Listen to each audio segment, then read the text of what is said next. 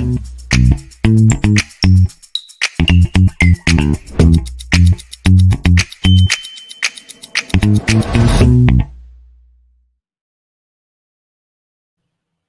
everybody, welcome to HPC Tech Shorts again, where we bring you every week to the HPC Engineering Water Cooler here in AWS. Talk to some of the engineers, the scientists, the architects who are making AWS a better place for HPC. This week, I'm actually really happy to be joined by Brian Barrett, Dr. Brian Barrett, who's he's our principal engineer for HPC, and in particular focuses on elastic fabric adapter and on a lot of the networking work that we've been doing the last few years to produce a new fabric for HPC. Welcome to the show, Brian. Thanks for having me. We've had a lot of discussions over the years about EFA. And I remember when we first started out on the EFA program, I remember we all had different expectations of it, and to be honest, I was one of the skeptics at the time. I was skeptical as to whether an adapter that still did not reduce the single packet latency by a country mile, as to whether or not that could be a successful strategy for HPC applications. Now, I'm very happy to say that I was proven wrong by you and all of the guys in the team. So I kind of want to dig in today to some of that discussion. I want to get into, I definitely want to get to the bottom, for all of the viewers, I want to get to the bottom of why that single packet latency actually isn't as important as everybody says it is and why we all thought it was. I want to get there. But I also want to, roll backwards a bit to the beginnings, because it's worth understanding why it is that why did we do this experiment? What was it about EFA? What was it about this, this particular solution to the problem that we thought was really going to solve the problem? And what was the problem? The problem, of course, is we want HPC codes to scale in the cloud. And I think it's particularly worth talking about the genesis of that, particularly in the context that, our cloud is a different place to an HPC cluster. You and I have both worked in environments where, I don't know, every 3, 4, 5 years, we start with a blank sheet of paper again and we design a new supercomputer. And so I'm kind of, it'd be really good to, that's different from what we have in AWS. And so let's dig into that and talk about that. I think I want to start there and then eventually get to that discussion about the guts and gore of SRD and EFA and why latency is less impactful than we thought. And let's see where this discussion goes. Yeah, I think a good starting point in talking about the journey to EFA is actually the 2013-2014 timeframe. At that point, Amazon already had probably a dozen different instance families, each with 6 or 7 instance sizes. The numbers, I just cranked the numbers the other day. We've got 392 instance types now. Yeah, it's insane, right? It's been fairly explosive growth the last couple of years. But 2013, 2014, it was already a fairly large set, and we released the 3rd generation of the compute instances, so C3 and then M3 and R3 as well, which C, M, and R usually about the same processors, different how much memory per core. And the C3 was the first one that had what eventually became known as our Nitro controller. At the time, all it was doing was network offload, but this was a sea change in network performance in the cloud. You went from being able to maybe drive 100,000 packets and maybe 7 gigabit per second on a really good day out of our biggest instance size to somewhere between 1.5 and 2 million packets per second, and reliably hitting 10 gigabit bidirectional. And so suddenly, and keep in mind this is 2013, right? 10 gigabit networking is new and impressive. Maybe not so much today in 2021. Suddenly we had something that looked like an HPC system. And customers who hadn't been able to find HPC systems, it's fairly expensive to go buy even a small HPC system. You have to find a vendor. They don't really want to deal with you necessarily if all you want is one rack of equipment. You have to find somewhere to put it. You're probably a small company. There's enough power density in that rack that just sticking it in the closet like your web server may not be the best idea. So we finally had one of those closets. Yeah. We had customers who had never been able to do HPC before, or had a really hard time because they were sitting in, very long queues at, kind of best effort, cell access cycles kind of places, who could show up, click a button, have a 16 node cluster that maybe wasn't the best performance, but was good enough for what they needed because they got results very quickly compared to sitting in queue for weeks or having nothing. So that's really, we iterated on that for a couple of cycles with C4 and then C5, where we increased throughput, eventually went from 10 to 25 gig. We're able to show time and time again, we didn't have the best latency. We were using TCP, but applications generally worked, which isn't really surprising when you look at most of these applications.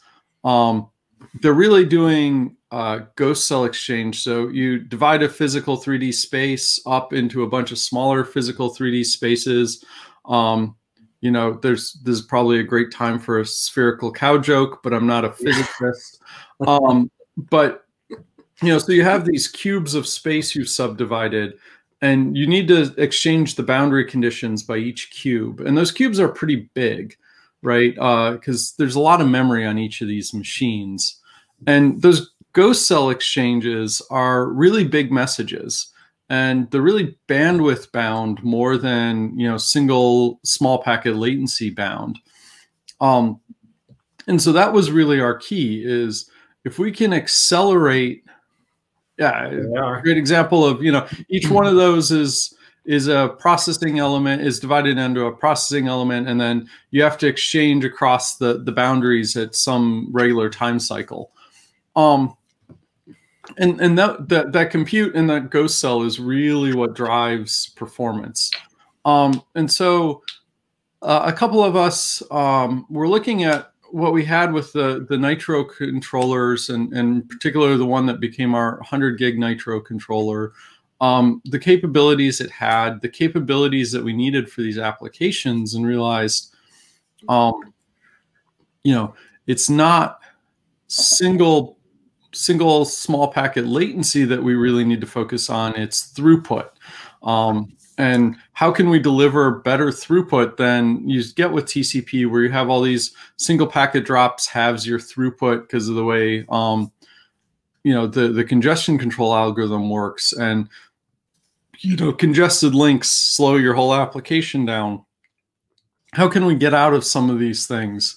And decided that building our own reliability protocol and our own device was a much better solution than building say islands of a specialized network. So let's talk about that for a minute, because it's a big bold move to say, hey, we're going to go invent a new network protocol and build a universe on top of that.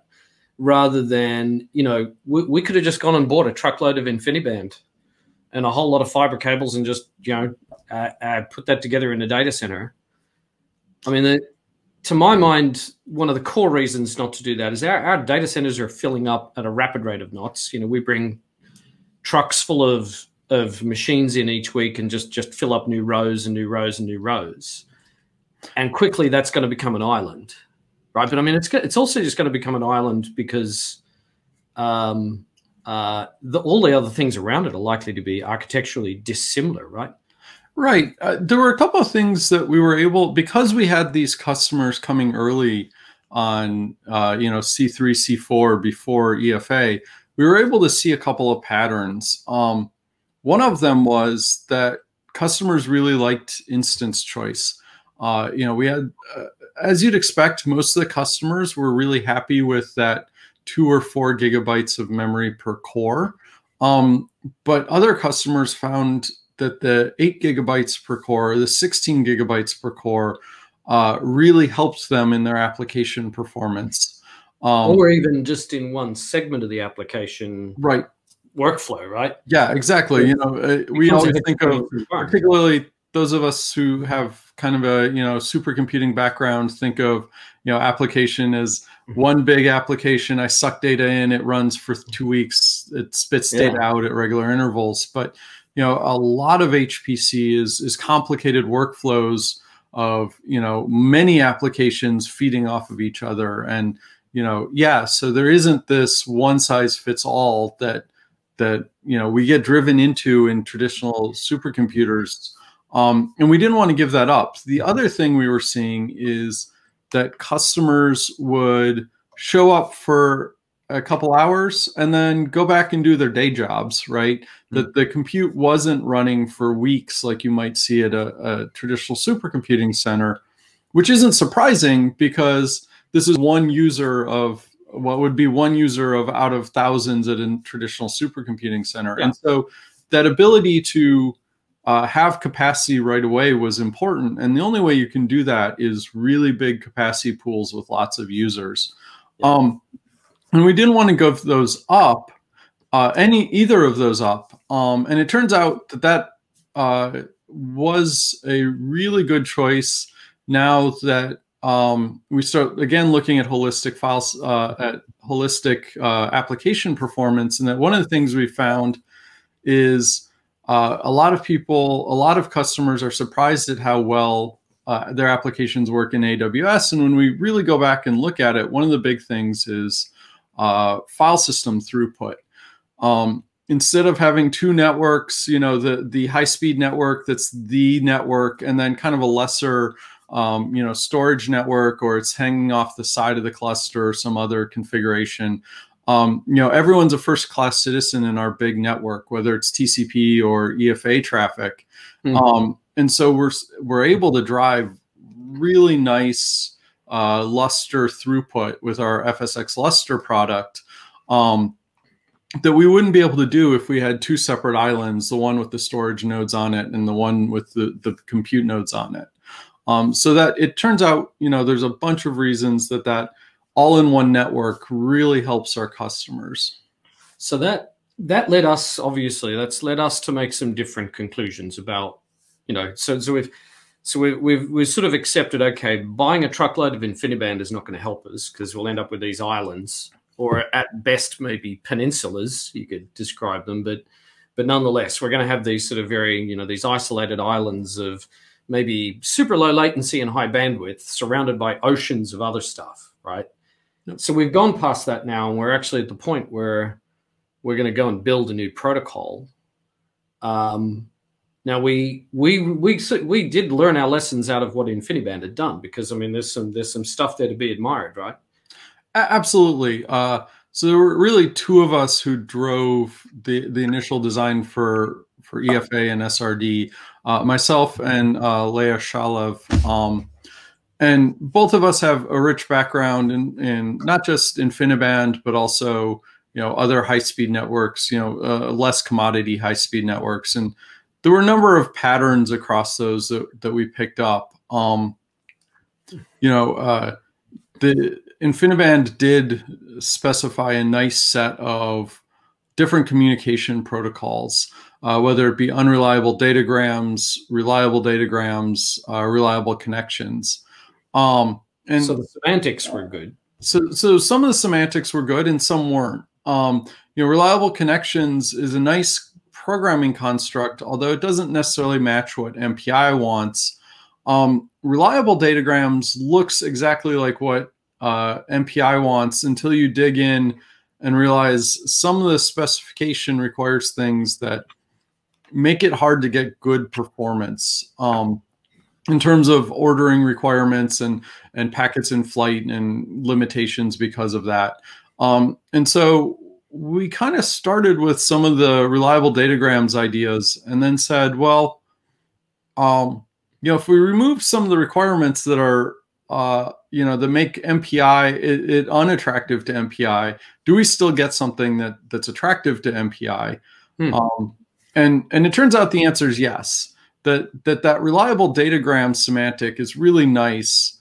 For an MPI implementation, ordering restrictions that cause all of the flow control problems and performance and bandwidth delay product problems and throughput problems aren't necessarily as important. And so we basically started throwing out the parts we didn't like, and then iterating on where that got us, both in terms of network performance and MPI performance, until we got a model that we thought was a good fit between the two.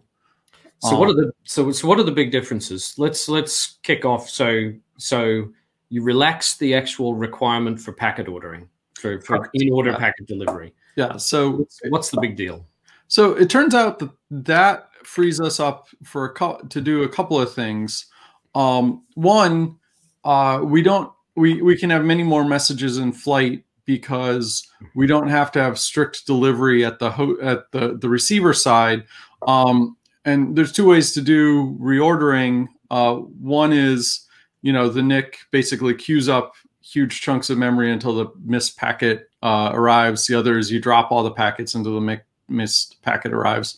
Both have kind of ugly, one has a cost problem, one has a performance problem. The other thing it freed us up to do is to take multiple paths through the network. And this turned out to be a game changer for us. Our network at AWS has always been, it's generally known as colloquially as a fat tree. Ours is a slight variation on it, but you can think lots of paths between any two instances. These aren't fat trees, by the way, but this is some spaghetti networking here.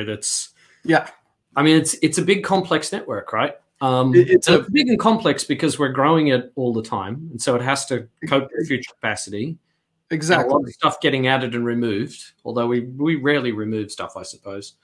But it's in motion and it's live all the time. I think that's the other thing that everybody may miss, that in places that I've worked before, when a customer needed to refactor their fabric because they're going to expand their supercomputer, we could just shut that sucker down for a weekend and just redo things. We can't do that.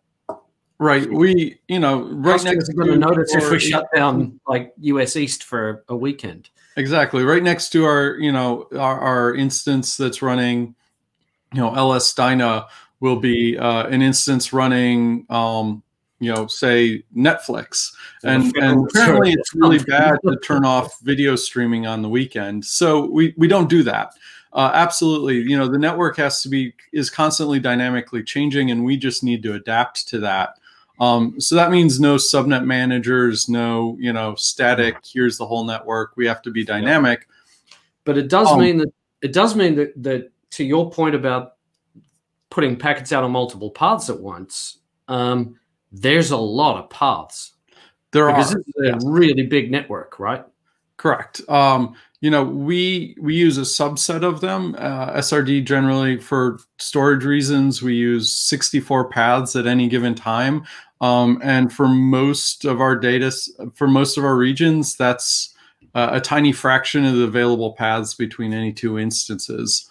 And so, that gave us a whole lot. I think there's some, if you move over to the upper right, there's, some great graphs of, kind of the bottom right of those graphs. The bottom right one. Yeah. Yeah. So what this is looking at is why we had challenges before EFA with our highly multipath network, because I just talked about how great this network is for, HPC.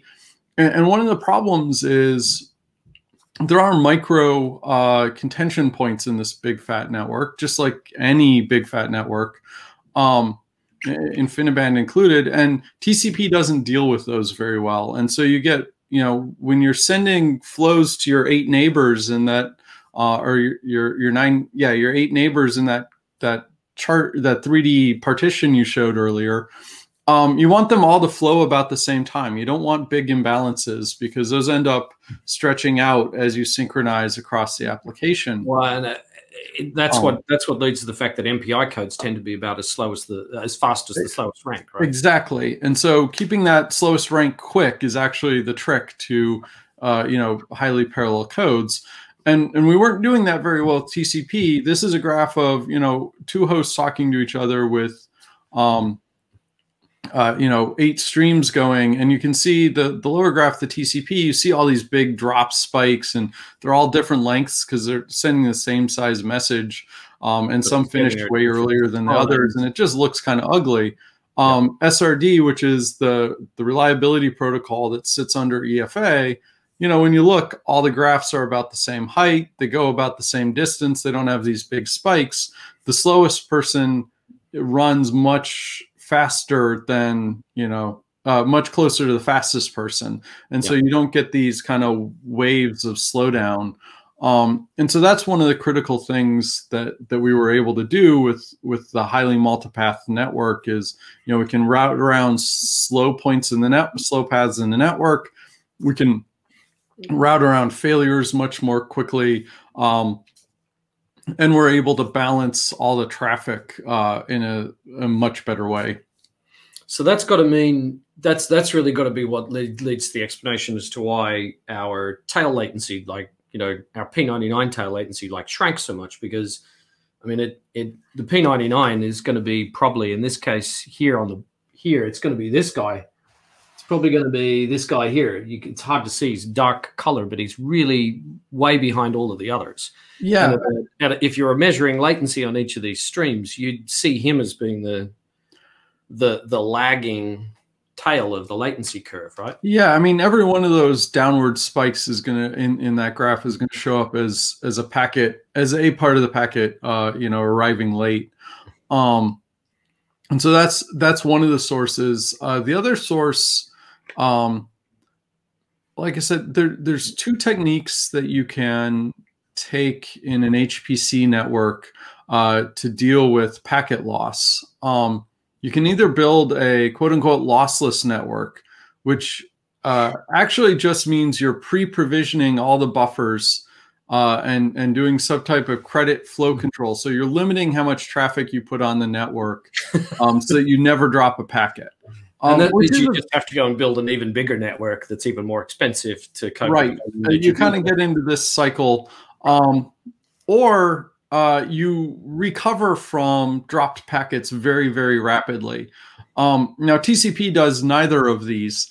TCP is very slow to deal with retransmits, but it's, because the OS has to get involved in all of that. Because SRD runs in our Nitro card, our retransmit timers can be on the orders of tens to hundreds of microseconds, not tens to hundreds of milliseconds like you see in TCP. So that's part of where we can get is, we not only route around slow paths or congested paths very dynamically, but we also sorry, we also we also retransmit those dropped packets when they do, on the rare times they do occur, significantly faster. And that means that we're able to take into account stuff that just happens in data centers. Packets get dropped, things get busy. You sort of see, transient congestion points pop up and, here and there because one of your neighbors starts talking and doing something loud on the wire, or a switch dies or a link dies or something, right? Yeah, exactly. And link die is something, our network is very large compared to most, even the biggest supercomputers in terms of number of nodes on the network, are fairly small compared to an EC2 region. And so switch failures do happen, and link failures, optical failures, or, even very rarely, but even occasionally, Datatech unplugs the wrong host, the wrong network port kind of things. Yeah. And they're very rare, but they do happen, and they're very hard for our customers to debug. So we wanted to keep those from ever, impacting a customer. And if you look at the graph that you posted, that's up, this is a simulation of what happens when a switch dies. That's the link between two MPI ranks.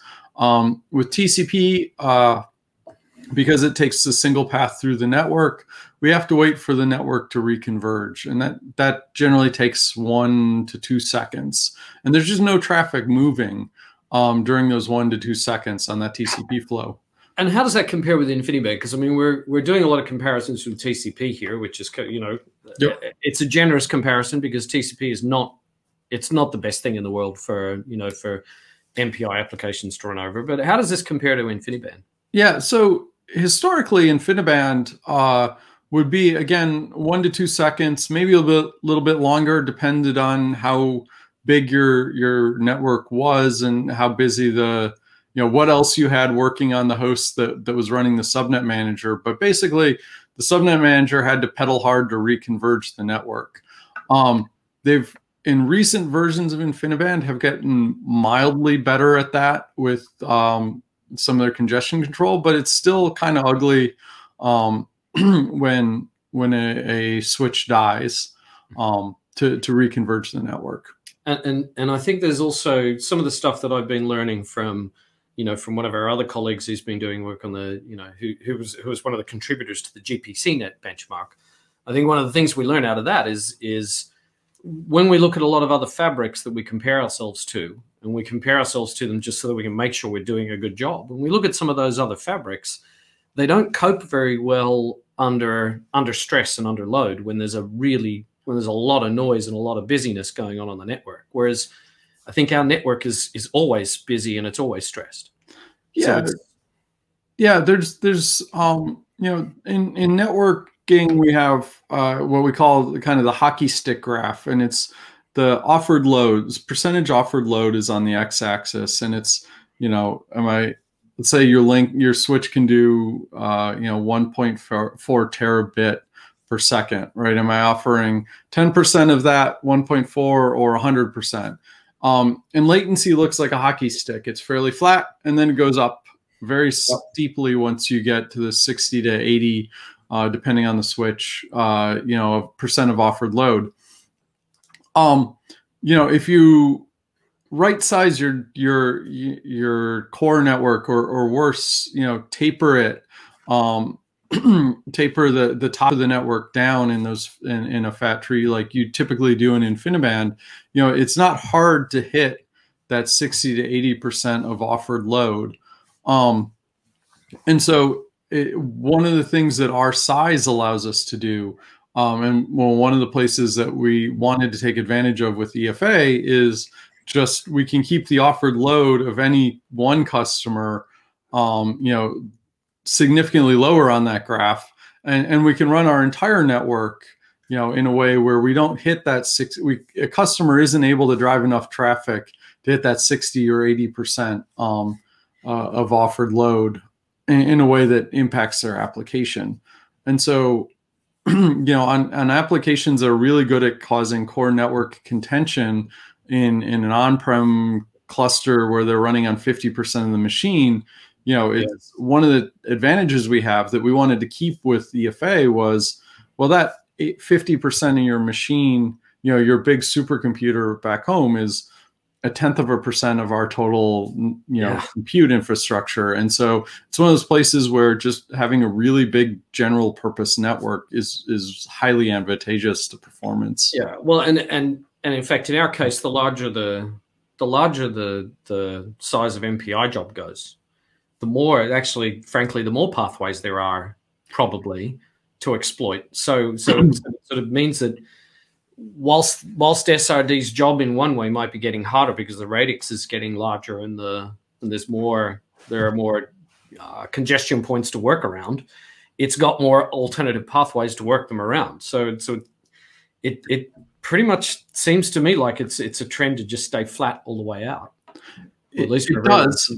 We generally see, as you'd expect, there's a point at which, you grow and you do see some slight increases in small packet latency, but we're able to keep, the delivered bandwidth, kind of consistent throughout the growth of the network. And, that's really important in, how we're scaling out applications. So now, before we run out of time, we're getting close. I sort of want to move to the reason we do all of this stuff, which is the applications, right? And yep. I remember the first time you and I saw this was really pleasing. This is this was Linda's Klingon bird of prey model, by the way. So this is the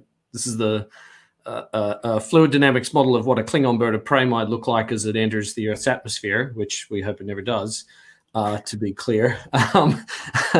But this was a pleasing graph because the purple line here is, what we had before. The blue line here is what we have now. It's the non-EFA and the EFA difference.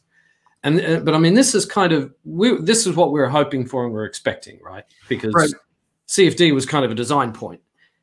Exactly. CFD has those large messages, a small number of collective operations, which is an area we're still improving on, so that we can get that line even more closer to ideal. And then likewise, kind of the surprise to us, although looking back, it makes sense, was weather codes actually. They still have that peer, go cell exchange behavior, but they tend to need to iterate more rapidly and send slightly smaller messages more frequently. But some of the contention problems end up, that we talked about earlier, can end up influencing scaling. And so, we were really happy to see that. We were getting really nice scaling out of the U.S. Navy Research Labs weather code. C5N with EFA showed really nice scaling out.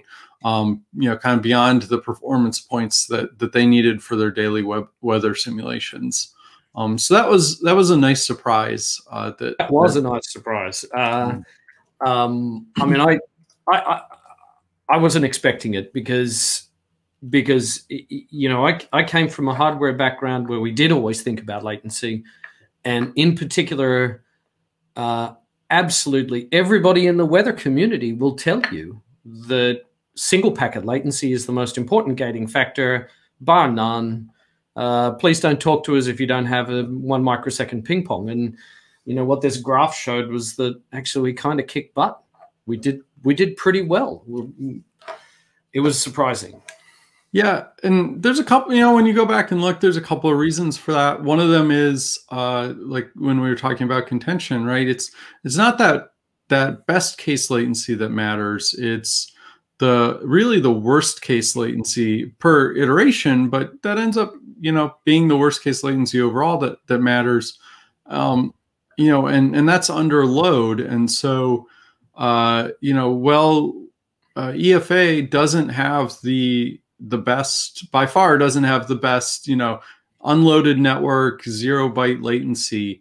Where we really spent time making sure it did have was, kind of that medium message size where weather falls, the medium and large message size, P99 latency. So that 99th percentile latency, that tail latency is someplace we've spent a lot of time trying to drive down. And, that's always ends up being on a loaded network because that's how you measure it. And so, it turns out that's really what drives application performance and where we'll continue focusing on improving performance. Yeah. And in fact, to that end, there's some, we released a blog post last night actually on, showing Wharf's performance on, I think actually both Intel and Graviton instances using EFA. And I mean, none of that, we wouldn't be getting the performance that we're seeing in that document if it weren't for EFA. So now the last thing I want to do is I want to make sure that we plug this aspect, which is, we're hiring on your team, and I've put a link there. I'll put a shortcode to the landing page in our hiring thing. If you're out there and you're watching this and you've got the kind of skills that we're looking for that can contribute to this team, we want to hire you. So, Brian, what are we looking for software engineers in that team? Yeah, the EFA team, works on a couple of software packages. LibFabric and MPI implementations are the two biggest. And so we're looking for people who, are used to talking to PCI devices, whether they be network or something else, used to programming in C, like thinking about performance. MPI experience is awesome, super helpful. Even if it's using MPI, that's a big step forward in understanding how kind of the big hairy HPC APIs work. Last thing to say is if folks out there have got ideas about what they'd like to see us cover in future Tech Shorts, please DM us on Twitter. DMs are open. Come find us, give us ideas about what you'd like to see and hear. Brian, thank you for coming along today. This was a really cool discussion. Thanks for having me, and see you later. Have a good day. Bye.